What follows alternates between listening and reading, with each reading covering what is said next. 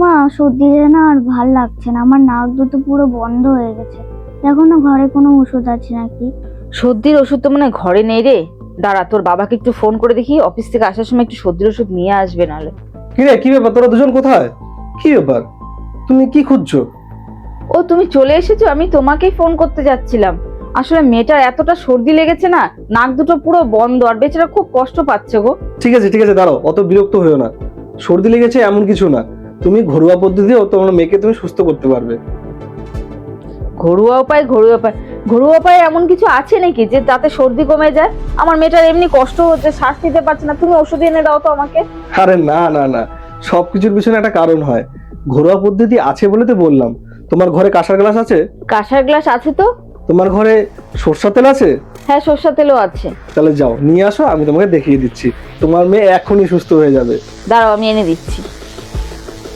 হ্যাঁ, সরষের তেল এনেছো? ঠিক আছে। কাঁসার গ্লাস। এইবার তোমাকে কি করতে হবে বলো তো?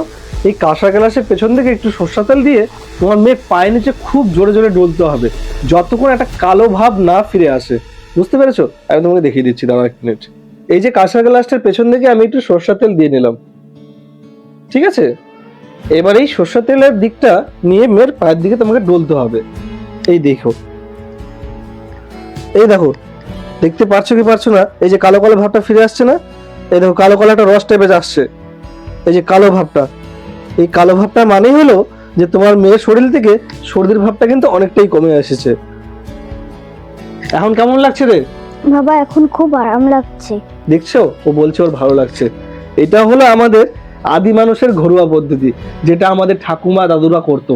এখন তো আমরা ঘন ঘন শুধু ওষুধ ছাড়া আর কিছু বুঝি না।